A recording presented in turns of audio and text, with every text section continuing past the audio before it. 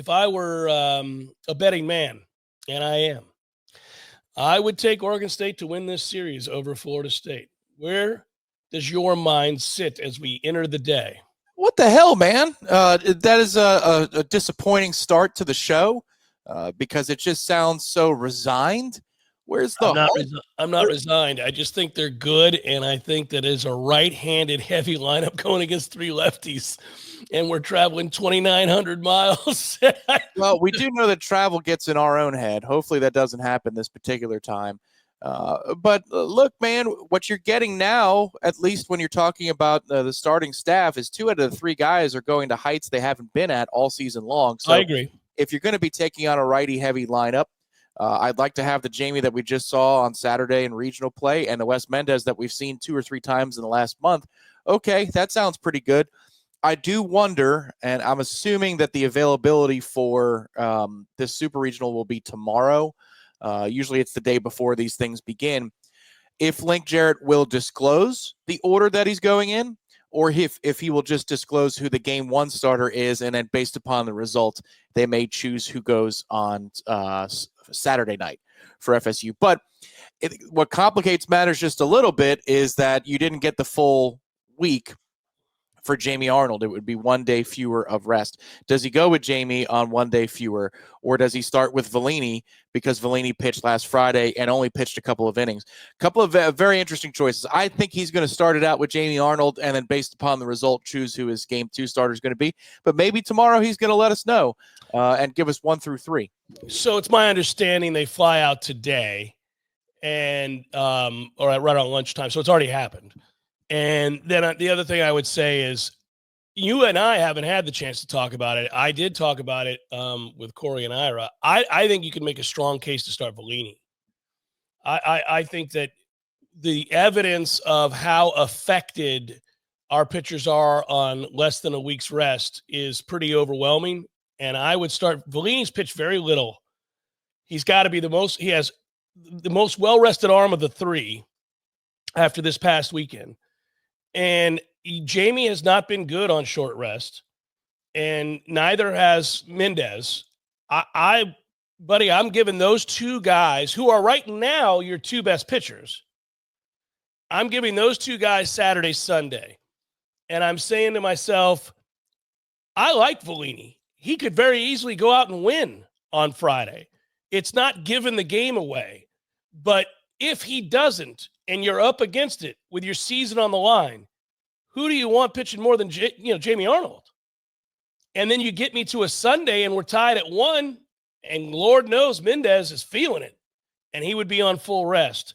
So I would start Vellini is what I would do if I were them. And I know, it's less than ideal. I don't understand why 2 teams that, one that has to travel 2,900 miles and the other one that was just playing on Monday. I don't know why we're playing Friday, Saturday, Sunday. Yeah, well, you could look at that as an advantage in the sense that Oregon State played Monday night, and Agreed. So we get into our rotation, and that's the negative, the con for us. But for them, if it was Link, he'd be furious if we were playing on a Monday. Oh my God, he'd be apoplectic. The one thing about Vellini, I think I tend to agree that it naturally slots if you want to start Vellini. Obviously, it does. It naturally slots into normal rest.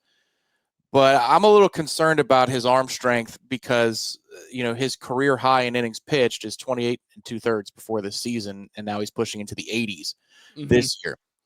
I'm just worried that is it starting to look like a season-long fatigue thing rather than a week-to-week or the ACC tournament got into your routine kind of issue with Joey Vellini. Now, we could find all that out in short order on Friday if he's given the nod. But the Friday to Sunday thing really does there's only 2 ways I think you can go about it.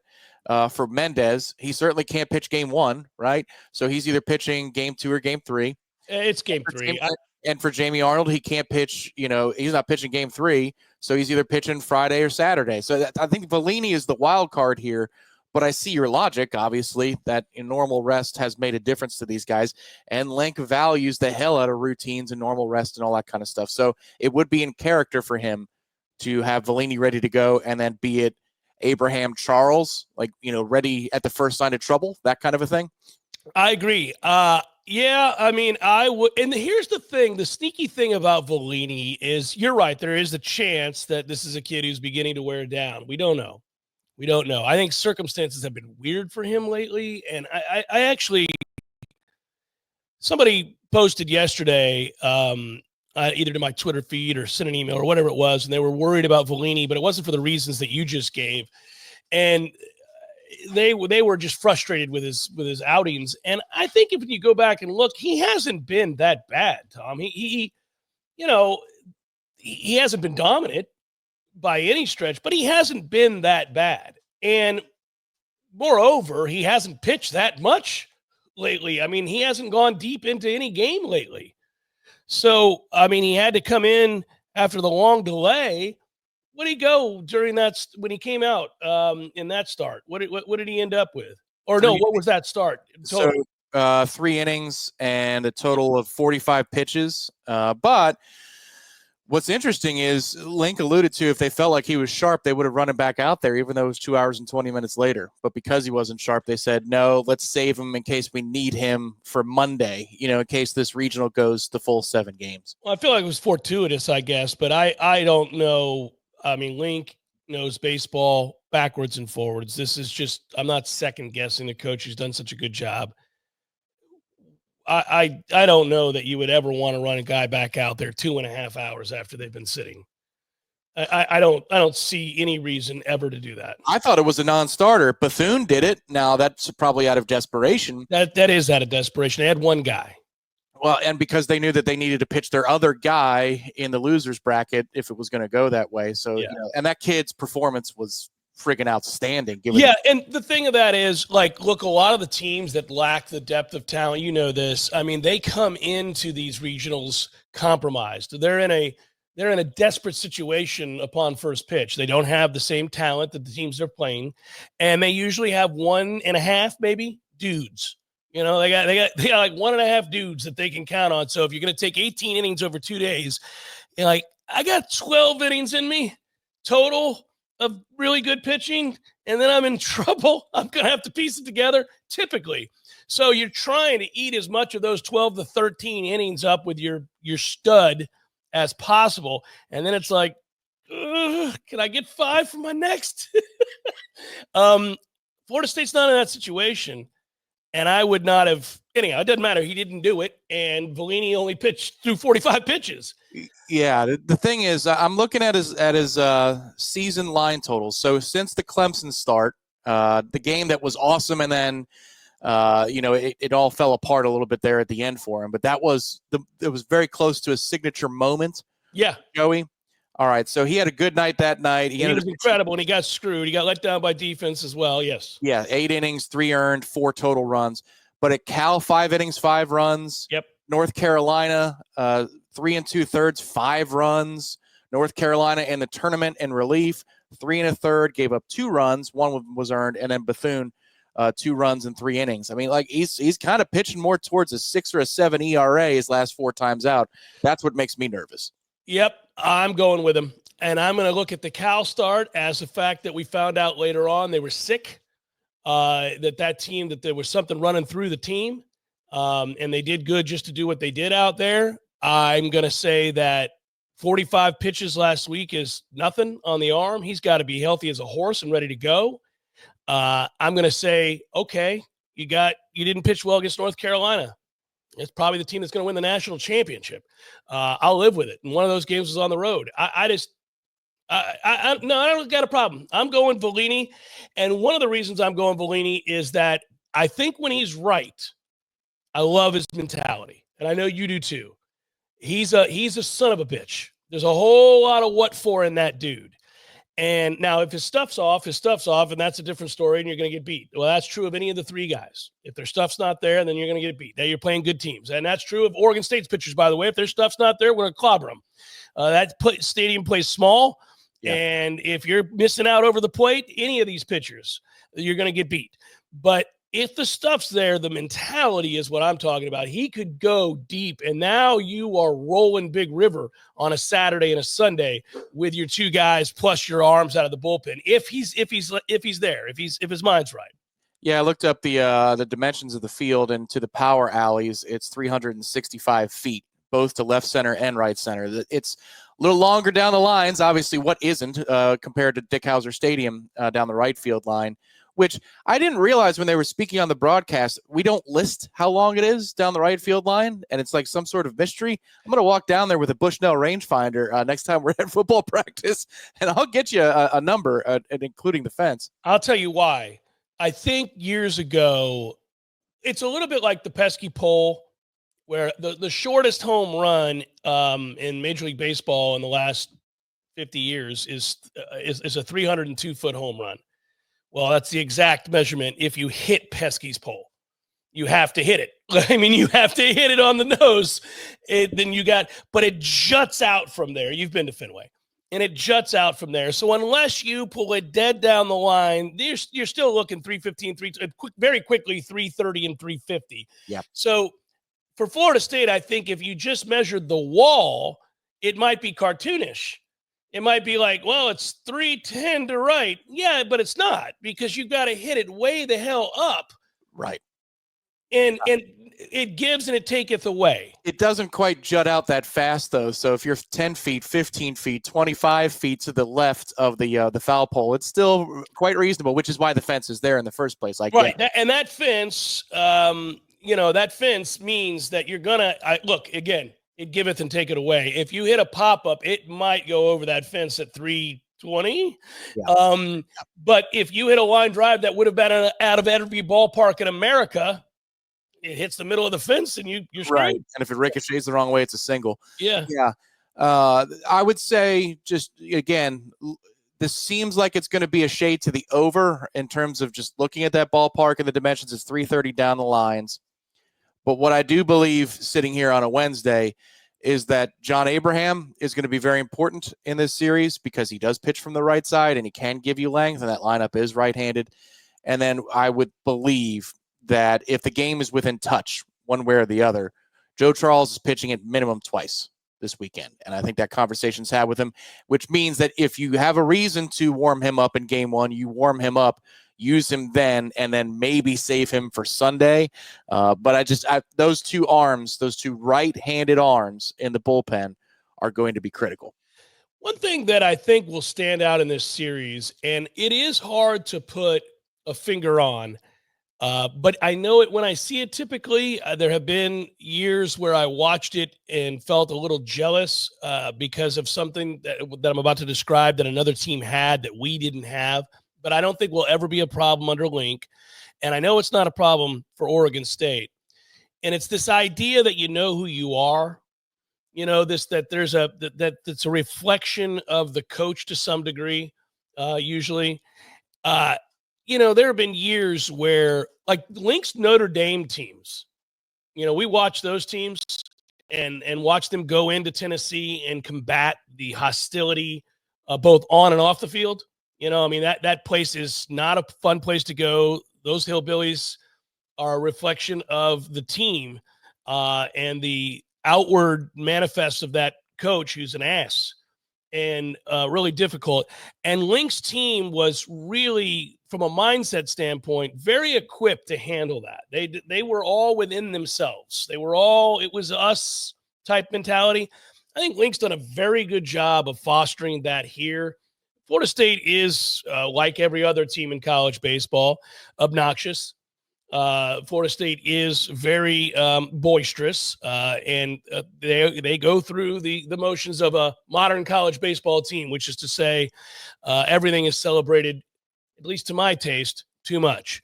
But the other thing they are is very much connected and very much about each other and very much about the program. And Link's fostered that through line from Notre Dame into Florida State in a way where I just feel like there's no fractions or factions, I should say.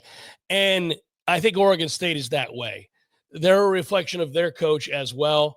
And you look at the way that they play the game. And, they're very much a team that, despite that power from the right side, and there are multiple guys with 18 home runs and multiple guys that hit the ball well, they are committed, and we would call it a chin check, Tom. I mean, they are committed. Are you good at the fundamentals? Are you going to pick up the baseball? Because I'm going to bunt. I'm going to see what you got. I'm going to test your catcher and your third baseman and your pitcher off the mound. And I'm going to do it early, and I'll do it with any one of my guys. I'll do it with guys that are hitting 350 with 17 bombs. I'm going to see, can you do that? And I think if you want to avoid something of a spiral on the road, hostile environment, good team, you got to make those plays early. You got to show that you're up to the task to make those plays early. And then I think it kind of goes away. Then I think, okay, these guys aren't going to get rattled by having to make a throw to second on a sacrifice. These guys are quick off the mound. These guys make the right decision when there are multiple people on base and we lay one down. These guys are accurate with their throws despite that panicky moment that small ball can cause. And I think we're going to have to be up to that early. Yeah, I agree. Just looking at the numbers in terms of the sacrifices that they have this year, they're at 31 for the season. And you're right, of their top 4 or 5 hitters, you're seeing a couple here, a couple there. Yeah. One of their dudes, AJ Singer, who's their 5th best hitter, has 8 sacrifices this season. So clearly that's one of their faster players. But here's the rub. A couple things for context. Florida State only has 10 sacrifices this season. And I'm not talking about sac flies. This is just straight bunts. So you get an idea. Florida State doesn't do it very much. It feels that way just watching us, and we don't do it very much. That's and I'm thankful we don't. Yeah, it's a 3-to-1 ratio towards Oregon State. However, on the base pass, they don't steal bases like we steal bases. They only have 50 attempts for the year, and we have 84 attempts for the year, 35 successful for them.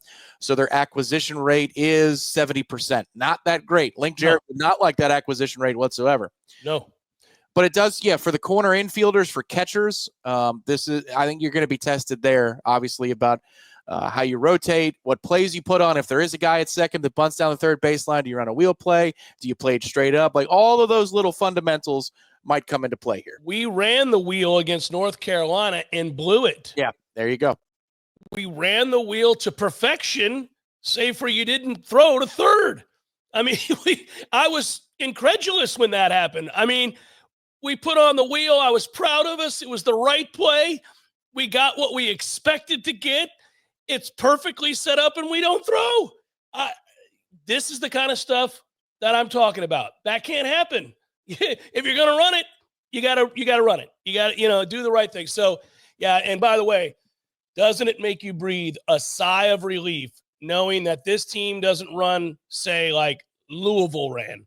Because, sweet Jesus, that was disconcerting. And if I'm Oregon State's coach and I go back and watch film, I'm going, yeah, guys, I know we don't run, but we're running this weekend. I want to see Florida State's catcher throw me out. I'm testing West or whoever's back there and saying, throw me out. Yeah, I think what's interesting there, I understand why, because we know our deficiencies. Mm-hmm. They're playing from in front. There's no reason to do that. Sure. The dynamics of how they're reacting to our pitching is going to influence that decision very much so. It won't in terms of the sacrifices. It won't in terms of moving guys up a station to station, or if they get first and second, nobody out. You can bank on the ball is going to be batted into the ground, and we'll see if we can make a play. But if it's a runner on first and there's one out, but they're up 3-1, they ain't running, or they're up 2-1. Yeah, they're not worried about it. This is last weekend. The bullpen numbers were sterling, and honestly, I felt like it was the game on Friday in which it was the most important, because Joe Charles gave you an inning, an important one, on Sunday to close out the regional. Saturday was a laugher, but especially by the time Jamie's done, you feel very much in command of that game. It was a one-day performance against Bethune-Cookman. Not trying to tamp it all down. I'm just trying to put it in context. This is a weekend in which the bullpen is going to be truly tested. If they come out and they pitch to better than a 3 ERA in the innings that they're going to get this weekend, I feel very, very good about our chances of advancing. Final thing on that, I would say, don't you believe that you're not going to get so fortunate to only rely on 2 or 3 very distinct arms? Somebody's going to have to surprise us. Yeah. Somebody's going to have to come in a pinch and get people out that you are going to be holding your breath when they're called upon, like a Kinnear. Like a Kinnear is going to get called upon, and you're going to go, Well, I wouldn't be surprised, too, because you don't have a 3-batter minimum if you see a couple situations where it's one pitcher for a guy. Like this is where Holtz, he might have 3 appearances, and he's asked to pitch the 3 batters because they've only got a couple of lefties. All lefties, and here comes some curveballs. Right, exactly. And if they got 2 in the lineup, now they might have another player that they platoon. Obviously, they had 7 against USC on Monday night, 7 righties in the lineup. So there might be like 3 lefties at most when they play us. But yeah, I could see where Holtz comes in to get a guy, and then maybe based upon, I don't know, the guy's off-speed numbers are awful. They're very prepared here at Florida State. Yes, so they are. Off-speed numbers are awful, so we're going to bring in somebody a little bit soft tossing, or their numbers against the fastball, their ops or their slug is very low. That's when you get Prescott and bring him in for a batter or 2. I could see some serious-ass patchwork if Joe Charles and or Abraham is struggling. At that point, you might just need to go bird by bird. I would love to utilize the phrase serious ass patchwork forevermore. I think that's going to be what I use when the Pirates get 4 out of their bullpen. A nice win for the Buccos last night, some serious ass patchwork. And let the boos rain down. When one engages in serious ass patchwork, the boos become bountiful because that is a hard watch. Yes, a lot of stoppages, a lot of slow walks from the manager out there, a lot of send the catcher out, and all right, then he can walk back to home plate. We need to outlaw that, by the way. I know we do it. I know 11 was a master at it. I hated it every time. I'm like, oh, for crying out loud, it's 3 extra pitches. Okay, I get it if it's a fire drill in the bullpen and you need to get somebody loose and we need to buy time. That happens at the big league level. But this whole, all right, send the catcher out there, umpire has to go get him, and then 11 comes out, and then he goes back in, and then he comes out again. Oh, we could do without that. We could probably tighten. I have a question for you, Tom, and it's a quick one when we return from the break here, but I'm scared of your answer. It has nothing to do with Florida State baseball, so the tease is not about Florida State baseball, but I started looking at some numbers, television numbers, and I'm kind of curious about something to see where your head's at. It's the Jeff Cameron Show, 93.3 Real Talk Radio, Warchant TV. If you happen to be watching the show as opposed to driving about town and listening to the show, I would direct you to the feed here as on Warchant TV, because Tom's about to put up the highlights of one Ousmane Kromah, who obviously we all have high hopes for, and recently me and the staff ranking our top 40 guys. Obviously, he made it. But something that I enjoy watching is a running back by the number of 32, which is the number he will be here in Tallahassee at Florida State. One of the things that stands out is that he breaks a lot of tackles. And, Tom, I don't put too much stock early on in certain measurables, but I always want to know, if you're a freshman and you have a chance to play, what size are you bringing to the table? College football is a very different animal than high school football. And I know from watching my son's games these last few years, it really stands out when you're a team facing a running back that is, say, 200 plus pounds. Even if they have moderate speed, if they are 200 more or pounds or more, it's just tough for kids. You know, you're talking about kids that are 170, 180 pounds, in some cases playing linebacker. You got to remember to back when you were a kid. I mean, when you're 15, 16, 17 years old, you don't have your man weight. You're not 200 pounds typically. It's tough to bring a kid down to that size. So yesterday it stood out to me. I know we listed it on warchant.com. If you go to warchant.com, you can find the Florida State freshmen that have arrived. The summer arrivals are upon us. And that is yet another indicator to get a little bit excited. The team summer enrollees arriving on campus for workouts, to go through walkthroughs, and they've been officially added to the roster now. And that's total of 15 newcomers before fall camp, 8 of them coming straight from high school, 7 transferring in from the spring portal window. Let's start with the freshmen. And man, I want to say kudos to you, Ousmane Kromah. for wearing a real running back's number. That's what you do. That is Jim Brown's number, Tom. That is also Franco Harris's number, a number of storied running backs. That's Edgerrin James's number while we're counting. It's number 32. We're not doing this nonsense that have been all the rage over the last 20 years in football where you could just be any old damn number you want to be. You want to be 0 as a defensive lineman? You want to be 8? Yeah, sure, let's do it. No, let's get back to what we should get back to. 55 is a linebacker. 32 is a running back. 88 is a wide receiver. Let's go. 12 is a quarterback. 13 is a quarterback. No more of this nonsense. I love it. Kromah's 32. He's also 6'1", 214 pounds. That plays. When you look at his huddle tape, and we're watching it right now, watch him break tackle after tackle and just mow dudes over. It is, again, not going to be as easy for him to do that in the collegiate ranks as he did it in high school, but man, did he do it in high school, and now you know why. He's 214 pounds. Doesn't he look – he looks awfully tall. He's only 6'1", but he looks tall. It's an interesting running style. Yeah, based upon different positions. If you're 6'1" and you're a slot corner, you look like you're a giant. Yeah. It's the same thing in this instance. Yeah, he does look, and it's not lanky. It's just he looks like, 0.115x, the size of what you normally see in a running back. The one thing that we're watching right now to describe for the audio audience is, first of all, mad props to his coaching staff because they put together 30 minutes on his huddle page. That is a record I've never seen for a non-quarterback. I don't think I've ever seen a video on huddle that's over, 10 minutes. It's 30 minutes. But a lot of these clips that they're showing include him as a perimeter blocker. They include him as a lead blocker inside the 5-yard line. And also what you see out of him is, yes, if somebody tries to tackle him up high, he will drive, and he will drive for that extra yard or two. He's not interested in bouncing out of bounds. He's interested in going and getting the extra yard.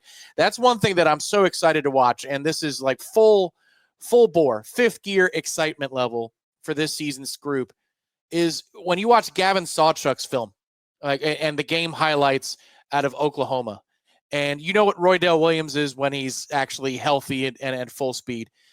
We've got physical running backs here. Now, Kromah has a little bit of springy to him in a short area. I don't know about straight ahead track speed, but he can make you miss in a phone booth. He has a little bit of that because his running style is a little awkward. Maybe it's because of the height that it just looks a little bit awkward.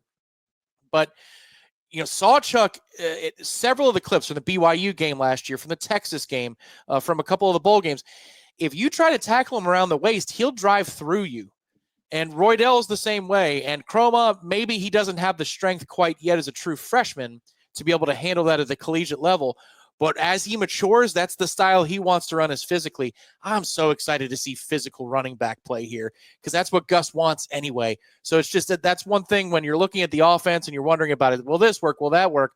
One thing I do know is we're not going to have guys who hit the ground too easily as running backs. We're going to have guys that are fighting for those extra yards, and Kromah did that a whole bunch in South Georgia over his career in high school. Gavin Sawchuk coming in at 5'11", 202 pounds at running back. I looked at a lot of the guys that we brought in here, many of which we're going to want these we're going to want these dudes to hit the ground running, ready to roll. I don't know why, Tom. You and I ever spend any time on the Josh Raymonds of the world, the Jaleen Matthews of the world from Rutgers, the offensive linemen that we brought in as transfers from those two schools? These are massive dudes. Did we ever talk about this? I don't know how quickly we expect them to be out there, but that was it was nice to see, well over 300 pounds. Well, Matthews, no, because he was there for one semester. He's essentially a prep recruit that you got. But we did look at his offer list. There was some Southeast traction to his offer list before he chose to go with Rutgers. But yeah, that's a giant body. You just hope it's not a Kanaya Charlton run back, right? Because he's well into the mid 300s. He's one of the heaviest players now on the roster. But with Herb Hand, it's just that I get excited about that too. Yeah, that guy seems interested in doing the heavy lifting. And by that I mean Herb Hand. I'm fascinated to see what kind of offensive line development we get out of him. I really hope that we get into some practices in fall camp, even, maybe before install when they're trying to get everybody conditioned up. I would just love to see the training and the way that Herb goes about it. We're in agreement. Hour number 2 forthcoming. Stay with Jeff Cameron Show, 93.3 Real Talk Radio and Warchant TV. Hour number 2, Jeff Cameron Show, 93.3 Real Talk Radio, Warchant TV. We roll on this Balls McWednesday. Thanks for being here with us. Appreciate you. Soon we will be watching Super Regional Baseball, Corvallis, and I'm very, very intrigued. But for a moment, let me deviate from the baseball comings and goings, as we talked about in the first hour, just because I really wish, I don't know when it's going to happen. I mean, we are in June now, Tom, and the House settlement has still not been agreed upon, as we first guessed way back before April when they said it was going to be done, and I said on the air it won't be. And then there was some, pushbacks. People were like, no, I think they really have motivation. Man, they've had motivation, and they still didn't get it done in April, and they didn't get it done in May, and now here we are on the 4th of June. I'm not holding out hope. This is a debacle. North Carolina. Why do I bring them up? Well, I'm going to bring up fan expectation and what's realistic for fans of any program, in particular for us as Florida State fans. Pretty interesting. Don't know if you've seen this story, but North Carolina's offseason in basketball sees them divvying out $14 million to this year's team. They've tripled what they spent on last year's roster. They're going with $14 million as a financial commitment to the 2025-2026 roster. Men's basketball executive director and GM, Jim Tanner, is the GM of North Carolina basketball. His salary is $850,000 for North Carolina. So this is a guy that comes in to be the GM, and he's making $850,000 for North Carolina. Hubert Davis is in the midst of a make-or-break situation. No doubt. They need him to win. So clearly this is what they're doing here. If you spend – so there are 9 new faces at North Carolina. I looked it up because I was kind of curious about this. 9 new faces that tally $14 million along with the $850,000 investment on your GM for basketball. So they're reworking the roster. If you spend $14 million on a roster and have a GM that's making nearly $1 million a year for college basketball, if you don't win the whole thing or get to the Final Four, by definition, isn't that a complete and utter failure? I would think so. Yes. Like you have to make the Final Four if you're spending $14 million and you have a GM that's making $850,000. Yeah, my only question would be how many teams are spending 10? How many teams are spending 8, 10, 11 million dollars? I would imagine that several are probably in the Big Ten or the SEC. Yeah, so I bring this up because we don't know how Luke Laux is going to do. I've really enjoyed the offseason and Laux' efforts to fundraise and the players that he's brought in and the roster makeup and the putting together of a staff. Florida State basketball is in a horrific position when trying to compete at a high level in this league. If, in fact, teams that they seek to outduel for players and, obviously within the confines of the league record-wise, if they're going to be outspent $14 million to $2 million, what is reasonable to expect at a place right now? And this is the conundrum we find ourselves in here at Florida State, where all the money has to go to football right now, because if football doesn't win, nobody can win, and nothing will fund or replenish the coffers for the renovations of the stadium and for the football-only facility. Nothing does that except for Florida State football. Football has to win and win big and make the playoff and do well and be in high-profile games, and it's the only way you can pay this exorbitant fee of the coach's salary and all the things that you've done. I just hate that, by definition, you are in no position to compete in a sport that is a big three. You're gonna, if it's about money, Florida State is going to get their ass handed to them in basketball for the foreseeable future till we get the hell up out of here. You got no chance. That $14 million is just a drop in the bucket. They're ratcheting up their commitment. There is a tug of war going on at North Carolina about how much money should be spent on football and Bill Belichick and that program, and what's being spent on the sport they seem to care about the most, which is basketball. And I've read that, and that's played out very publicly. But if you look, Duke, go back to Cooper Flagg. Do you know, Tom, and this speaks more to the system, Cooper Flagg last year at his lone season at Duke, you know how much money he made? Just from the NIL collective, or is it like across the board? Well, we can go across the board here. I don't know, 5-6 million? 28 million. What? 28? $28 million is what Cooper Flagg made. Oh, wow. So some of that is his deal. Isn't he a New Balance guy? I would hope so, because if that's just Duke, that's no, it's not just Duke. A lot of it is the New Balance deal, or what I think it's New Balance. But a big chunk of it is Duke. The Circumference Fund, yes. The Circumference Fund is divvying out, $7 to $10 million for a singular player. Is that right? Well, I know the BYU number for the number one overall player was in the 4s, but then again, Cooper Flagg was considered to be an auto, top overall pick. So maybe he did go for more money than that.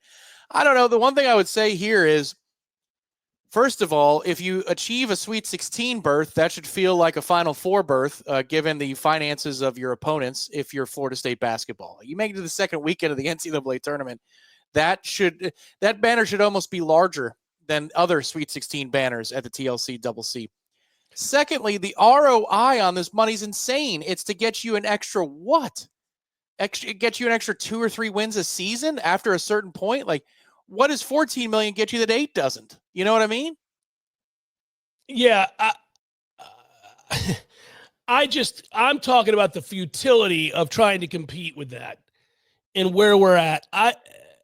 It's so frustrating not to be able to compete at the highest level and not to be able to try to make a run at a championship. It is unrealistic to have a conversation about Florida State being anywhere near a Final Four run, an Elite Eight run. And it's absurd to think that they could be in the top 4 of the ACC at this point, given what everybody's spending. It is $28 million is what Cooper Flagg made. Now, it is across multiple deals. And I was right. It is New Balance. He had money coming in from Gatorade. He had money coming in from New Balance. He had a lot of money coming in from Duke and the Circumference Fund.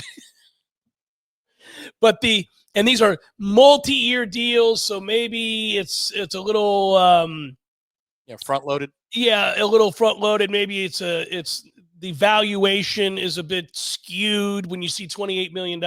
Apparently, the Blue Devils paid him in cold hard cash $5 million. That makes sense, given that, again, BYU was trying to lock down the number one player at 4.5. So our entire roster is going to be around $2 million at Florida State, and you have singular players making $4, $5, $6 million moving forward, and access to $20 to $28 million. The other thing I would say about this is we've jumped the shark. And I have no problem with Cooper Flagg making $28 million. I don't care if a player makes $50 million. If they're able to get it, you're worth whatever you can get. Got it. What are we doing with the charade of having to play a year of college basketball? If you're worth $28 million, you're a professional. You're getting paid like a professional. Go straight to the NBA. Stop the nonsense. Agreed. I just, in this case with this specific player, your point holds. But what is the biggest indictment of college sports right now is that for many players, dozens, hundreds across sports, multiple sports, it is far more lucrative to be in college than it is the professional ranks. Now, if you don't have a professional league to run to, right, a la softball is trying to create one. Okay, that's one thing.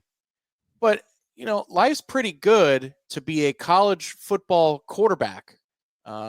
Even if you're mediocre by the NFL standards or a 6th round pick by the NFL standards, your earning year is actually your 5th year in college. It's your redshirt senior season, We just saw a couple of quarterbacks Mhm. make a couple of decisions about leaving, and with another year of eligibility in front of them that could have made significantly more money if they stuck around in college for one more season. That happens across these sports, where there could be somebody who might be a borderline second-round NBA draft pick, but he's so important to Villanova, or he's so important to a Big Ten school that he's going to come back and make more money off of the NIL thing. And more power to them, because they're going to get paid that money. It's not the player's fault. But I think that's where I would agree that we've jumped the shark. There isn't quite an escalator where you're going from high school benefits to college benefits to professional benefits. It's like it's kind of this peak and valley for several players. The peak is in college, and then the valley is actually in the professional ranks. It's strange. When I saw $28 million for Cooper Flag, I thought, sweet Jesus, what is Florida State ever going to do to try to compete with the best players in this league? They got no chance. And that is for a slap-ass league like the ACC. Imagine having to compete with your former Big East schools that are, and obviously the SEC now, which owns college basketball. These rosters are going to be, in some cases, very soon, 10 times what you can pay here. You cannot, in no sport, in no world can you compete with anybody when the difference between what you're paying and what they're paying is 10 times, 10x. Right. Well, I think this is the sport that Deloitte would help the most. We talk about a third-party verification for college football NIL deals. Basketball is the one that has costs that are totally out of control and out of control with reality. Because even think about it this way. If $20.5 million is the cut that the players get through a House settlement that has yet to be approved, and it's all based on television revenue, how could you have a $14 million basketball roster when basketball revenue for North Carolina is, of that 20.5, what's coming in, from basketball? 2, 3? That's where, in these other sports, it's out of control. $1 million for a softball pitcher, $5 to $6 million for the top basketball player in the country who's going to go to classes for one semester because they don't need to go in the spring. They'll be ruled ineligible, but they're going to go into the NBA. So it's one semester of classes. Yeah, it's harrowing. But what's interesting is I'm happy that you're still mad about it, because for me, it doesn't register. There is indifference when it comes to the idea of competing for national championships at basketball. Right now, my thought is, well, I hope he can get creative. I hope Luke can get creative. Oh, well, he's got to be Picasso to figure this out, buddy. I mean, good God. But the idea of competing is just totally out the door. It's, can you make the tournament? Can you get 12 AC? Well, now we're playing 18 conference games, or is it 16? They dropped it down. So can you finish 5th in the ACC and have that be enough to make the tournament? That's what I'm thinking about. I get it. And you just said the magic words, competing. I don't think it's good for college basketball fans, college football fans, college fans of collegiate athletics, to have 90-something% of the teams that you are rooting for, watch on a regular basis, have zero chance to compete. I mean, it is not a good look. I get we're going through growing pains with all of this. They have got to figure something out. When I go into the TLC double C, and I have to properly adjust my expectations of what's reasonable to a place that sees us at best finishing 5th, 6th, or 7th in a league in which all of the teams above us have a gross advantage in roster expenditure and overall staff and investment in recruiting. I'm not real motivated to go. I'm not real motivated to go watch us finish in the middle of the pack and act as if that's some great shakes that we should be thankful for. It sucks. It sucks to have zero chance. And, I get it. In the past, it would be, well, we're not a blue blood, so we're having to overcome the reputation that allows kids to flock to certain places that have been factories, NBA factories. Okay, but at least the differentiation of having to deal with reputation as an obstacle certainly was doable by way of comparison to the financial differential. There's no way to walk into that arena on any given night and be all that pissed off when you lose, because you don't have it. You don't have the ability to compete. And that's where I do literally mean the term indifferent as it pertains to championship contention. That just doesn't register at all. Like, for me, what I'm hoping for out of this transitional period in our sport and the collegiate sports in general is that Luke can get creative enough to make it a competitive place that shows development, that creates a culture that allows for when the market gets corrected in 2 or 3 years, you've got something tidy going here. Sure. That is going to be ready to compete because now the playing field has been leveled a little bit. I don't think people at basketball boosters are nuts. The game's always been dirty and people spend a whole lot more money. That's the one that's going to have to get policed more, I think, than football when it comes to third-party contracts, because they're totally out of whack. But I think that's the charge for Luke right now, is to create this as just make it a fertile field. Ain't nothing growing right now, but we need this thing to be fertile so that it can grow in about 2 or 3 years' time. And then I hope he does a good enough job that when that time comes, he's not kicked to the curb because we want to get somebody like a Will Wade. Like, we reward him for the hard work.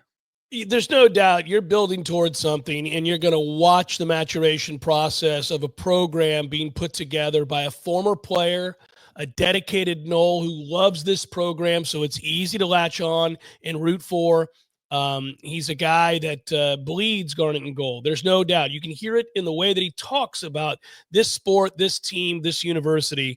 That is easy to root for and support. I'm not saying I'm not going to support. I'm not saying that people shouldn't support. I just want them to go in with eyes wide open. Eyes wide open, understanding you're not competing in a damn way. You're not. You better hope that you're a 6th place team or a 5th place team in the ACC, and you better celebrate that 5th place finish as if it's the Final Four. Yeah, where we are is you'll love this idea. We see the before and after photos for anything. Let's go with a large person getting a lot smaller, holding up their jeans, and you go, holy God, you could sleep in those things. Well, where we are right now as a basketball program is we still fit into those jeans, and we're sweating. And we're taking breaks, and we're sitting on the bench, and our coach is yelling at us, and we're crying, and the coach is saying, you've got to get up. If you don't get up now, you'll never get up again. Right. And we're still a behemoth. We're not holding up them jeans. No, we are wearing them still, and we need to lose a lot of weight, and that's what Luke's job is. It's not an easy one, but at least he knew the job he was taking, and that's half the battle, I think. Well, and I think the task for the mental adjustment that fans have to make is sport to sport. So, like, we're all Noles here, and we want them to be the best in everything they compete in, and they have a chance to be that in soccer, and often are. They have a chance to be that in softball, and are certainly in the conversation most years. They have a chance to be that in many other sports. They have a chance to be that in football. They cannot be on the same plane and level as certain schools in terms of their expenditures, but we know they can be top 15 in the country in what they spend on their roster. And by definition, I think if you're top 15 in the country and you're operating at peak efficiency in recruiting, which they are not currently, then you can win a national championship. You can certainly make a playoff. Let's just put it that way. You can certainly make a playoff. So you're going into that stadium competing at the highest level. And that expectation and the standard that you judge them by is on an equal plane to the best programs in America. That is all you ask for as a fan base at Florida State. You can do the same, I think, with baseball because of the way baseball operates. And listen, this is a place that develops players, sends them to the pros, makes them gobs of money. Kids are going to flock here because it is a traditional program whose cachet is well known, whose coach has been a former coach of the year, whose team just was one of the last 4 standing. You have enough in the way of reputation and successes over the last 40 years in FSU baseball or more that you're still going to get the best of the best. Miles Bailey came to Florida State. He is going to be one of the 5 best players in all likelihood in the country next year. So you are getting – Jamie Arnold's going to go quite possibly number 1 in the MLB draft. These moments where those players get drafted that high and make that kind of money and don the garnet and gold guarantees that you're going to be all right competing. Even with SEC teams, you may not get that one guy that everybody's willing to spend, $4 or $5 million on, but you can put together an elite roster because of who you are. It's basketball that cannot. It's basketball that is being bent over. It's basketball that has no chance. The other thing I would say, though, just in terms of if you want to be positive here, is that in professional sports, when you see a contract like this, you could point to Soto, you could point to wide receivers or defensive ends that get paid gobs of money. Overpaying is also a thing. Inefficiency through overpaying is a reality that professional teams do exercise all the time, and you see more well-run organizations succeed and go, good Lord, you spent $300 million in payroll for that? Good for you, man. And the other part is, as it relates to basketball specifically, if you build a 4-year program and not a one-and-done program, a lot of times those kids are working on things for their professional aspirations, and so they're not as developed. So you do have hope to compete on a given night. Are you going to win 3 out of 5 against the team with a better $14 million roster? Of course you're not. But if it's a one-and-done factory, those 18-year-olds still have things to learn, and in a given night you play that game 5 times or against that opponent 5 times, you win 2 of them, that might be enough to get in the dance. And now we're talking about something here. And that's what you have to hope for with Luke. But any idea of making a run, going to the Final Four, anything like that, that is for people in Gainesville. That is not for people in Tallahassee, sadly. Yeah, and say that out loud again. And that doesn't sit well with anybody. That is an awful set of circumstances where you just seed the state and say, well, we got no chance. That's ridiculous. And we are the Jim Grobe-led Wake Forest football program. We have to do so much more with so much less, and we have to just hope like hell that in any given 3-year stretch, it all comes together and we go to the Sweet 16. Just doesn't sit well. Jeff Cameron Show, 93.3 Real Talk Radio, Warchant TV.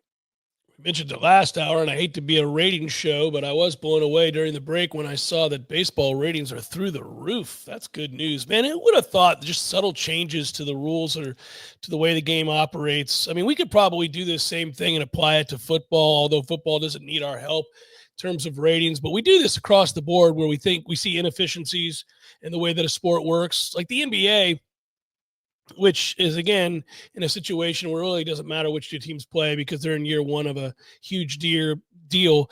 But like the way that they officiate and the levels to which fouls are called and all the reviews of the reviews drive me nuts. They could be so much more efficient. But baseball made one very simple change. You'd like them to make another one. I know what that is. And I think we've all seen strikes in the last few days that have made the rounds on social media, which, by the way, is kind of oddly good for the sport. But I saw a strike call last night with impending rain coming into a ball game in which an ump rang up somebody on a ball that's in the other batter's box. It's Laz Diaz. I mean, and he's been a freaking issue for 25 years.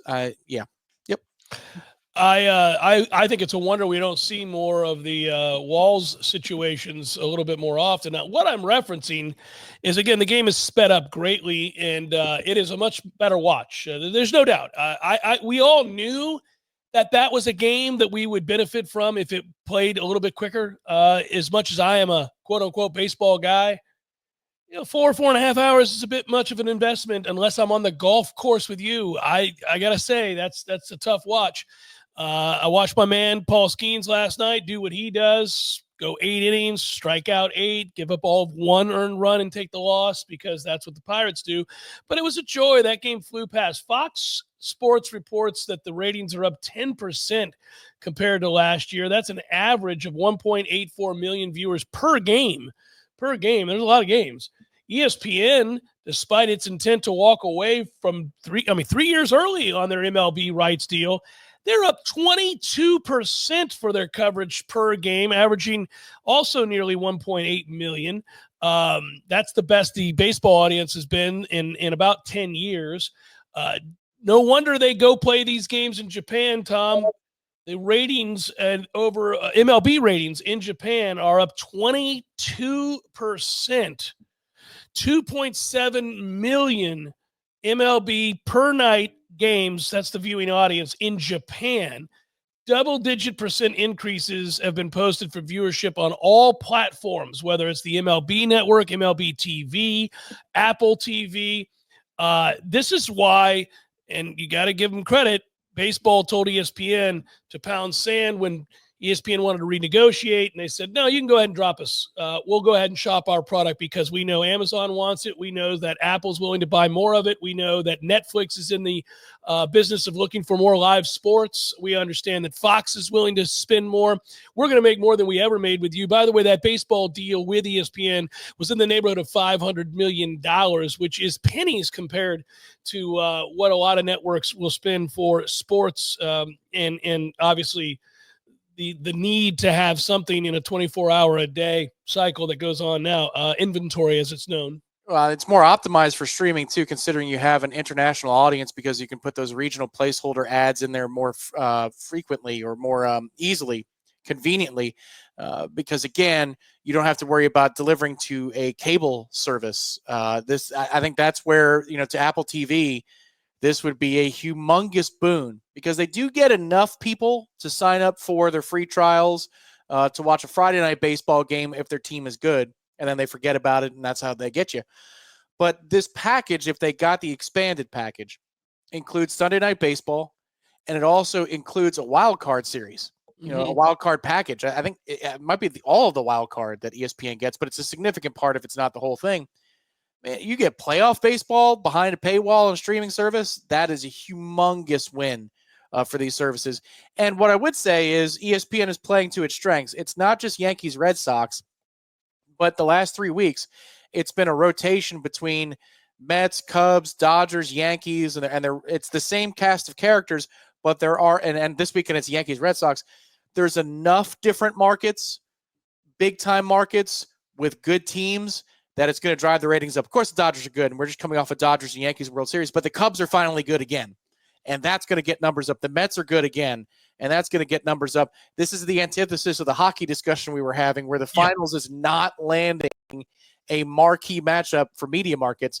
Major League Baseball is relevant in giant media markets. The big three, New York, Chicago, and LA, they're good in every single one of them. Yeah, and it's not just that they're good. It's, again, the product is enjoyable. I mean, I think I've run into more people, and this is anecdotal, but I've run into more people in the last 2 years that have said, I'm watching a lot more baseball these days. Just I'm enjoying watching the game. I was tuned in the other day to Apple, and I saw where David Ross, our guy here locally, was doing color for one of the games. Good for you, David. I was happy to see that. But he was doing a Braves game. Of course, he played there at one point, and that was fun to talk about. And also, I believe that was Braves Boston, so he had a chance to talk about Boston, where he won a World Series as well. I just bring that up because it's always cool to see something like that. But I have run into a ton of people like, yeah, I'm watching a lot of baseball these days. They have stars in a lot of markets. Mega stars in a lot of markets. The Mets have stars. The Yankees have stars. The Dodgers have stars. The Cubs have stars. There's a lot of stars right now. And in the heartland, too. Kansas City has Bobby Witt, but they're about to bring Caglione made his debut last night, but I don't think he's going to suck. So, in the heartland, you've got a couple guys, Pete Crow Armstrong, Kyle Tucker in Chicago. The Cubs can't let him walk. They better keep Kyle Tucker. Their fans will revolt if they don't re-sign that guy. But, yeah, I mean, they're staggered across the country. And you're right. The product is better that I will now watch a non-Mets game, and I'll happily do it. Before I was the complainer. I was the guy with the ESPN days where I'm like, man, I get that baseball is not under a clock, but does it have to take 3.5 hours in a 3-1 ball game where we have 7 pitching changes? Like, I don't know that I can do that. That's not – if it's 3.5 hours and we got 7-5, all in. But a lot of the games were 2-0, 3-1, 4-1, and they're taking upwards of 4 hours. And you're like, why? Now there's just a consistent flow to the game. And I got to tell you, I watched after your game last night, which I watched like 7 innings of. I had Big Inning on MLB TV between the end of your game and the start of my game. Man, that's great too, because the game moves faster. A service like MLB Big Inning or MLB Strike Zone is all the more entertaining to watch. Kyle Tucker from Tampa went to Plant, unfortunately went to Gainesville, where they had a run of a lot of great players. Good Lord. You really realize that now. They should have won more than the one national title, I will say. I mean, they were loaded.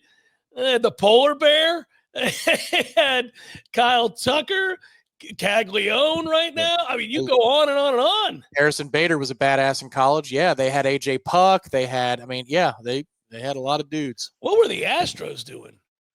Man, why did the Astros let Kyle Tucker walk? That's crazy. They weren't going to afford him on the re-sign, and they got Cam Smith back for it, and a couple other big prospects. I love Cam Smith, and it may turn out to be a win for them, but man, they had a known commodity in Kyle Tucker who was relatively young. I don't know how you let that walk, and he's obviously mashing for the Cubs, as you just mentioned. I think part of it is I'd have to look at the timeline on whether or not the contract was signed before. They knew the Soto deal was going to be so massive that when you comp it, because Kyle Tucker's young enough, that Kyle's going to fetch this number that now that Boris put the 750, the 765 out there, that it's going to destroy his market. So I think the Soto ramifications might have been something that precipitated Houston trading him off. And good. Screw Houston. I'm glad. The less good players they have, the better. Agreed. We can all unite against Houston. I would agree with that. That said, man, I was surprised that happened. And I remember being pretty pissed that the Pirates were said to be interested in maybe making a splash with a Kyle Tucker-like signing. But, of course, that was never going to happen. Who are we kidding with this nonsense? You can make him an offer this offseason. You never know. Deion Sanders back in the news. Don't mind if I do. And people wonder why people push back on Deion Sanders. All right, here you go. I'll give you another reason. So Deion's upset with what happened to Shedeur. Did an interview with Asante Samuel, who's got a podcast. And in that interview, he stuck up for his son. I got no problem with that. Fathers should stick up for their sons. And I'm sure he was infinitely frustrated by the way things played out. His quotes read as follows. In the beginning of these quotes, you'll say, okay, seems fair enough. But then we get to the part where, once again, we have to cross the line into absurdity. And I'll do this for you.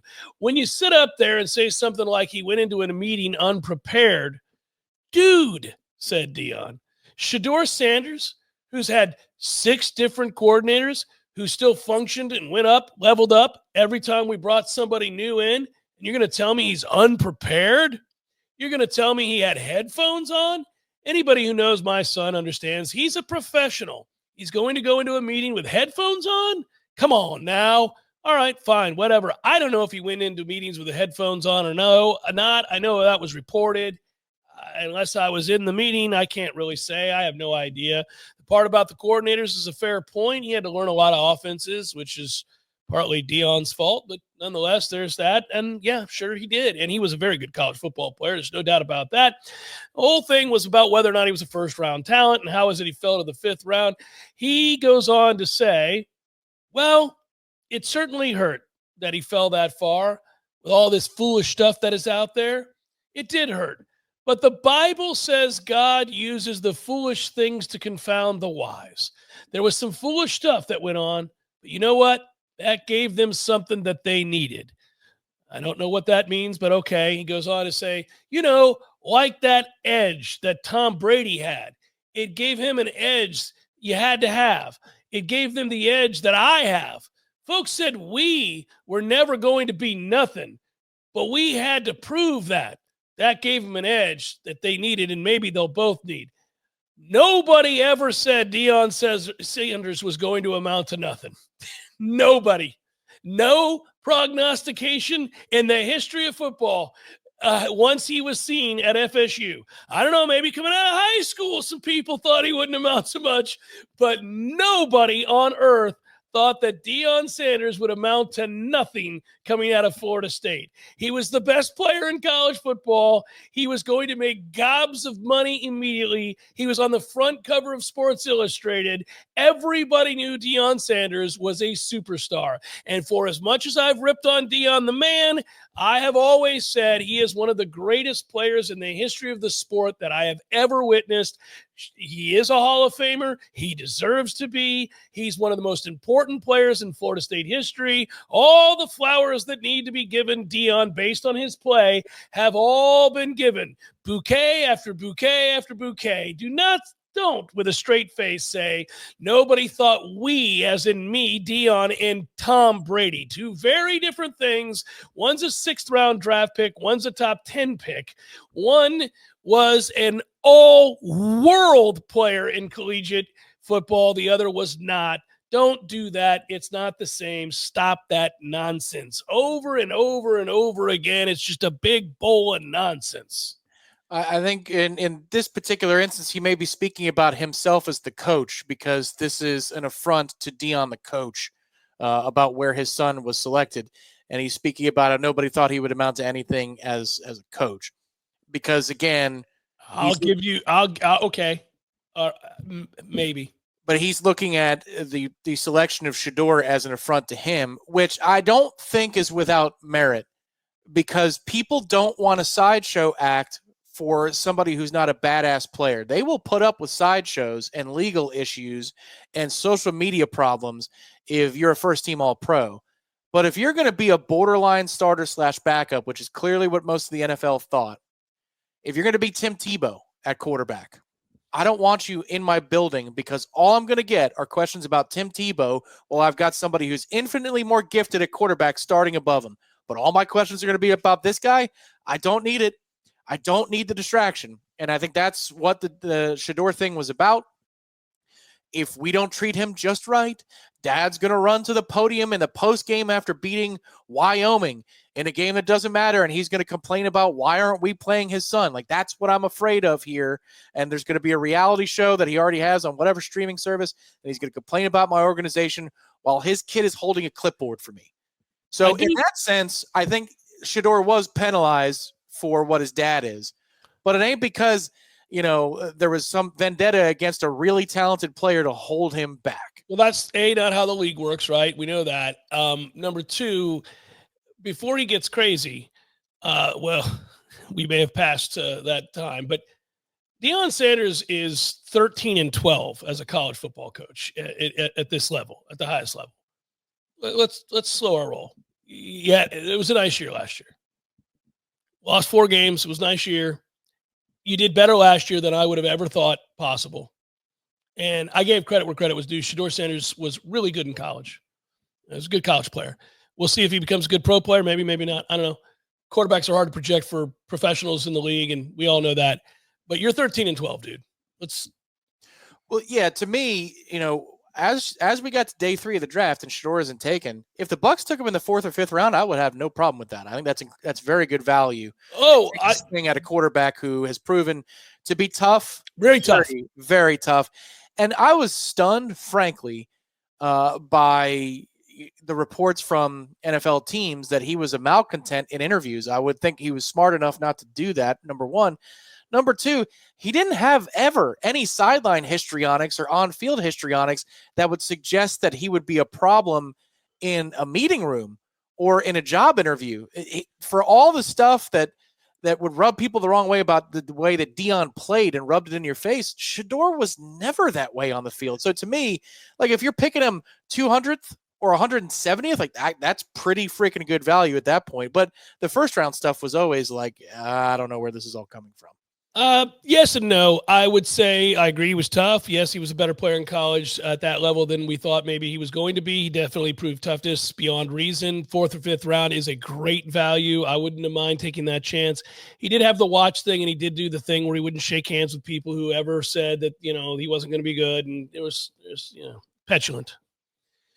But yes, I would not have guessed that he'd be a problem in a meeting room. I think you're right about that. I think what got him in trouble was that he was handled poorly by Deion and his people.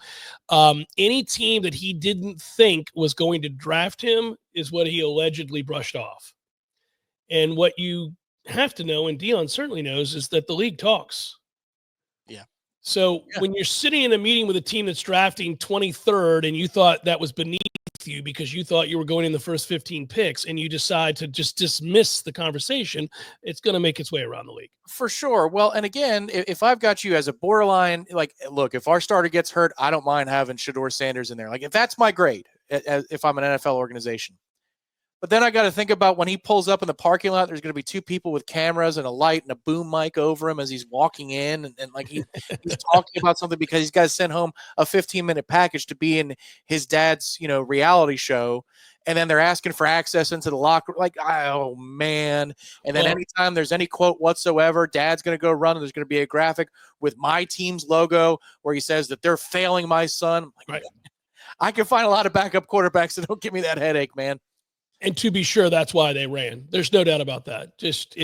No shock that they were like, there are a lot of backups that I've never even heard of, and that's fine. That's kind of how we like it. You need to be over here very quiet until we need you. Jeff Cameron, Show 93.3 Real Talk Radio, Warchant TV.